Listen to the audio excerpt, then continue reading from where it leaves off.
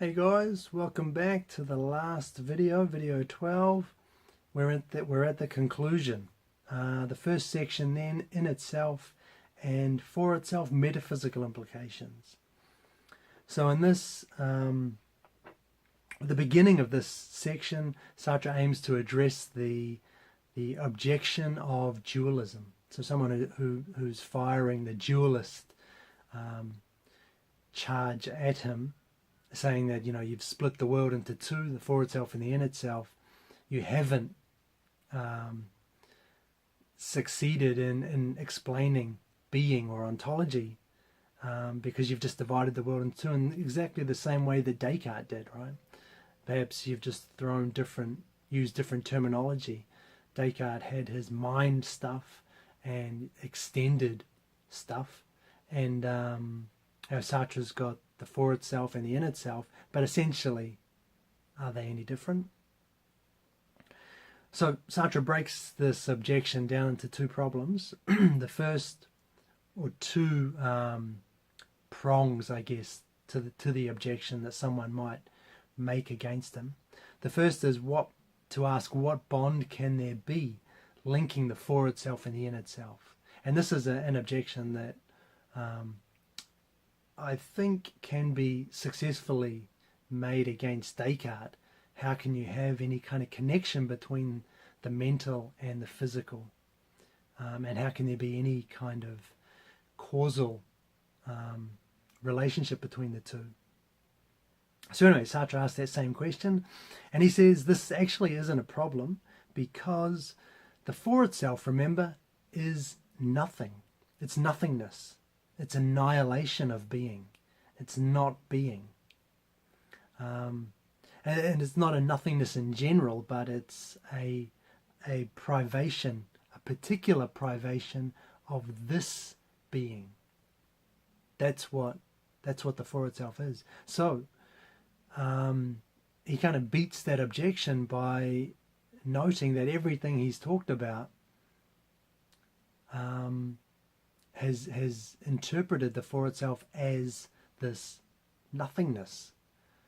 So it's different from Descartes, right? Descartes had his mind was an actual substance in some capacity. Sartre's precisely denying that for the for itself. The for itself is it's a negation, it's annihilation of being. So there is no question of linking the in itself and the for itself, because the for itself is nothing. There's nothing to link to. And then the second prong that someone might use with this dualist objection is to ask, how can we conceive of being then? Being as a general category belonging to all existence, not just, say, the in itself or the for itself, after we've just broken it up into these two fragments. How can we even come to grips with what being itself is? So Sartre addresses this by saying that, as we just saw, there actually aren't two fragments that we need to reconcile, since the for itself is pure nothingness. But we might still wonder then, what's the real? What is real? Is it this totality, the in itself and the for itself combined? Or is it just the in itself, since that is pure being, and that's the only being in this synthesis? So he begins by noting that a totality requires a synthesis in which all parts would be abstractions if considered apart from the others. Now that's a definition that I think we covered in the very first video, an abstraction. Dealing with abstraction. And all it's saying there is that for a totality to exist, then each part of that totality, each of the individual components that make up that totality, must be necessary. So you can't just pluck one of them out and the totality still functions as a totality. So it requires a synthesis in which all the parts are necessary. and necessarily together, working together. So then if we look at our totality, the being in itself and being for itself, well, the phenomenon of the in itself clearly depends on the for itself. Without the for itself, there is no phenomenon, right? But the being of the in itself doesn't depend on the for itself. The being of the in itself is it just is, right? It is what it is. So it's in itself. So there are kind of two ways to think about it, so that we're still weighing up ideas, weighing up ways in which the real could be expressed as this totality, or is it just the in itself? And ultimately Sartre is not going to answer this question, and he says this is something that only metaphysics can answer. It's outside the bounds of ontology, and that's what he's focusing on here. So he's going to leave that and say it's a metaphysical problem that you'll only be able to solve with metaphysics. Now next he raises two metaphysical and one ontological question.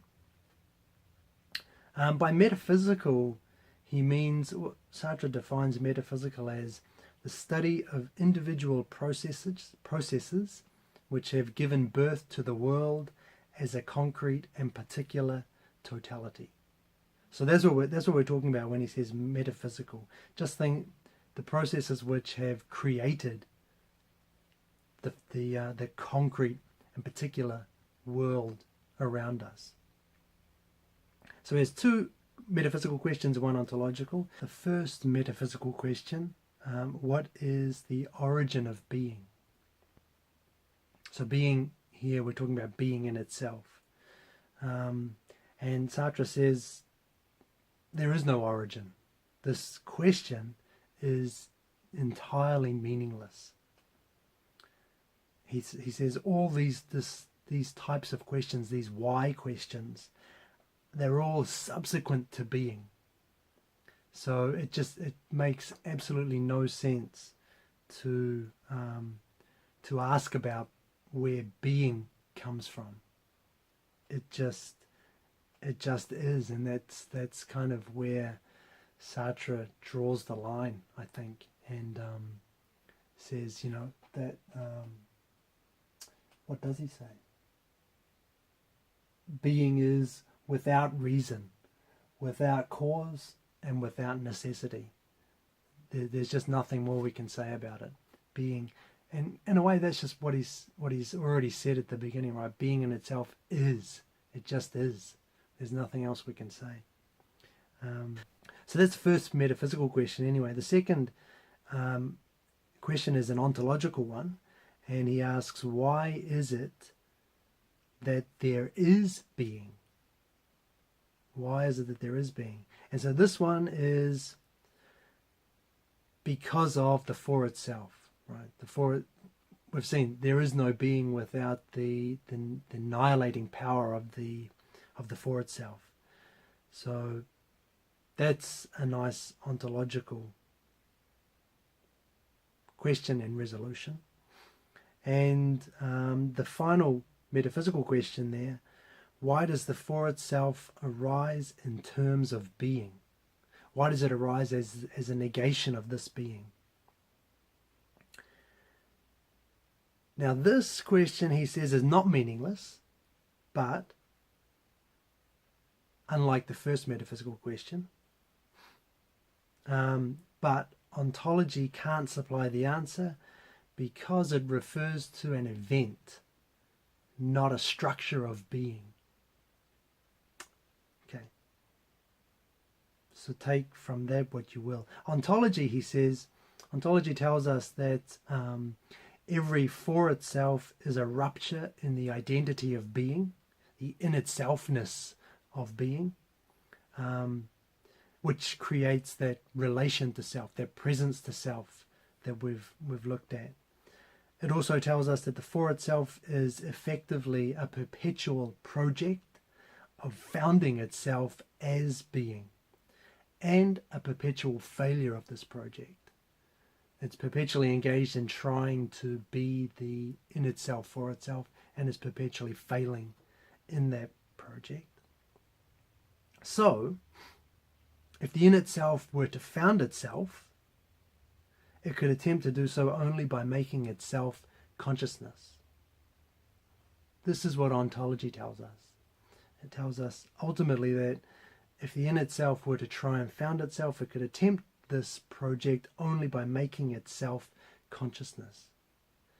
But then now we have another contradiction, another paradox here. Because it's only through the for itself that the possibility of a foundation comes into the world in the first place.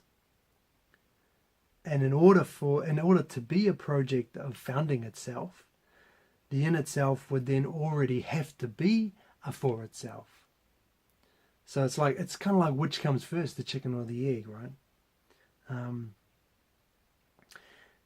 So ultimately, all that we can tell from this, without drifting into metaphysics, ultimately all ontology can tell us is that this event took place as if the in itself, in a project to found itself, gave itself the modification of the for itself. So we're talking about that upsurge of the for itself. How did it come about in being, in the in itself? And all we can say, all ontology can say, is that this upsurge took place as if the in itself gave itself the modification of the for itself. How? That's metaphysics. And only metaphysics can explore this further, he says, and leaves it there. Okay, so the second section is entitled Ethical Implications. And straight off the bat, Sartre tells us ontology cannot give ethical precepts, but it does let us catch a glimpse of ethics because it reveals the origin and nature of value. Right? Only the for itself, value only comes into the world through the for itself, right? So ontology can reveal something about the origin and nature of value, which is the lack in relation to which the for itself determines its being as a lack. Okay, and that's just everything we've talked about. We've covered what the value of anything. The value of something is just that lack, which by which the for itself determines itself as being what it is, not as in itself, right? So value arises with the for itself and engaged in its project, and existential psychoanalysis therefore is a moral description because it's an investigation of how these tasks are related to value. What makes the particular project desirable for this for itself? What's the value to be had from this project or from this thing that we're trying to possess? What value does the for itself attribute to this thing? So anyway, it all comes back to value, which means it all comes back to ethics. And since existential psychoanalysis is an investigation of what makes something valuable, what the value in something is, then it gives us this means of describing the for itself through a moral or ethical lens. Sartre rejects the spirit of seriousness here. And by spirit of seriousness, he means the situation where values would be transcendent givens, independent of human subjectivity. For example, given from on high by a deity or something. He rejects that. That's part of the spirit of seriousness. Also, another aspect of the spirit of seriousness is that it treats desire as desire for a simple material thing, rather than the thing's ontological structure. And so that's kind of like this distinction we saw in the last video between the way psychology approaches something and the way that traditional psychology approaches something, and the way that existential psychoanalysis approaches something. Sartre wants to get behind the thing. What makes this thing what it is? And only if we can explicate that can we understand. That gives us an ontological grasp of this thing, and that leads us to an understanding of why we desire it. So that the serious attitude, the spirit of seriousness, actually conceals the symbolic value of things for itself. Right? It either pushes the human subjectivity to the side and says, things are valuable because this transcendent being says they're valuable, or it just treats things that we strive for as mere things. It doesn't look deeper into their ontological structure to see why we really desire them. So it conceals the symbolic value of things. It's clearly moral because it's related to value, but it's also bad faith. And it's bad faith because it attempts to avoid anguish by hiding from itself the free project which it is. Right? It attempts to deny the for itself's free project by deferring or by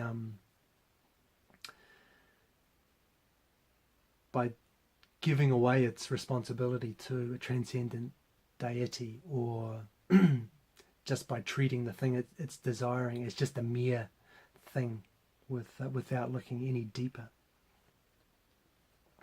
So since the moral agent is the being by whom values exist, then his or her freedom reveals itself in anguish as the unique source of value and the nothingness by which the world exists. It's kind of a summarizing sentence there. And this also means that since we're the sole source of these values, then it actually doesn't matter what you do, ethically speaking. And Sartre says, actually I'll quote this, I've got it pulled up here. He says, "Thus it amounts to the same thing whether one gets drunk alone or is a leader of nations. If one of these activities takes precedence over the other, this will not be because of its real goal, but because of the degree of consciousness which it possesses of its ideal goal." So what he's saying there is that what makes an act or a desire ethical is not wrapped up in that act or that desire itself, but rather kind of how we approach that act or that desire. Whether we do it from a position of kind of full awareness of what we're trying to do, which is become the in itself for itself, ground our freedom in something real, or if we're doing it because we think that being a leader of nations is great, in which case we're just approaching it as if it's just we're taking it at face value, if you like, when what's really important is the attitude we bring to that project or to that desire. Anyway, that's the way I see that, which is interesting, right? I mean, ethically, it doesn't matter whether you get drunk alone or whether you're a leader of nations. And I'll let you think about the ramifications of that. Sartre finishes being in Nothingness by promising a more detailed working out of the ethical implications of existentialism, which to my knowledge he doesn't deliver on. But Simone de Beauvoir, his romantic interest, she writes a book called The Ethics of Ambiguity, and she really takes up everything that Sartre's philosophy has to offer in terms of for itself, the in itself, and she really runs with that and investigates what ethical or how we can get an ethics from Sartre's existentialism. So that's definitely worth a read. I would recommend that if you have the time. And so that's it. We're done. That is Being in Nothingness in 12 videos. Thanks for listening. I hope you got some value from my rantings. Hopefully I wasn't just... Sometimes I feel like I am just spouting nonsense, but that's kind of the price you pay, I think, for getting involved in being in nothingness. Anyway, I hope you enjoyed the series, and thanks for listening.